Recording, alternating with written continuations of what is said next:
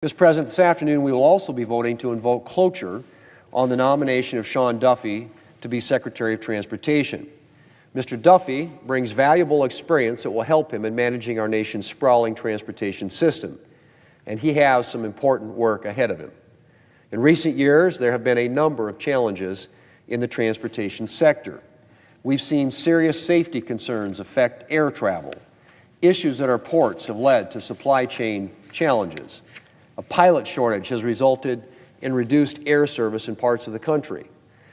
And all the while, the Biden administration seemed to be focused on forcing Americans into electric vehicles and forcing progressive ideology into transportation policy.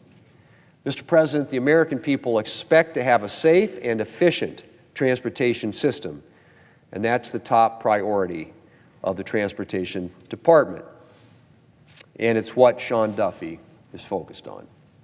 As a five-term congressman and a co-chair of the Great Lakes Task Force, Mr. Duffy worked with Republicans and Democrats in the House and the Senate on a number of infrastructure projects, including the replacement of a decades-old structurally deficient bridge connecting Wisconsin and Minnesota and upgrading the Sioux locks.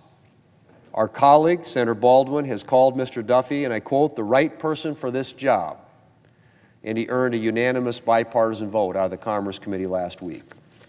Mr. President, as Mr. Duffy mentioned during his confirmation hearing, he and his wife, Rachel, have 9 children.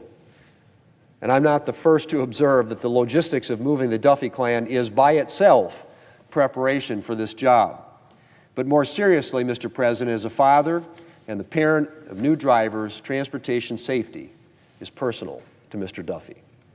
And as a resident of a rural state myself, I appreciate that coming from rural Wisconsin, he knows the infrastructure needs in rural parts of the country are just as important as those anywhere else.